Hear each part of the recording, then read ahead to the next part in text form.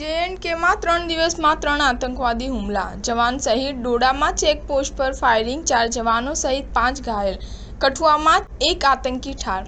જમ્મુ-કાશ્મીરમાં આતંકી હુમલામાં 1 જવાન શહીદ થયો છે. આ હુમલો મંગળવારે મોડી રાત્રે ડોડાના છતરગાલામાં 4 રાષ્ટ્રીય રાઇફલ્સ અને પોલીસની સંયુક્ત ચેકપોસ્ટ પર થયો હતો. હુમલામાં 4 સૈનિકો અને 1 એસપીઓ પણ ઘાયલ થયા છે. શહીદ થયેલા જવાનની ઓળખ સીઆરપીએફ કોન્સ્ટેબલ કબીર દાસ તરીકે થઈ છે.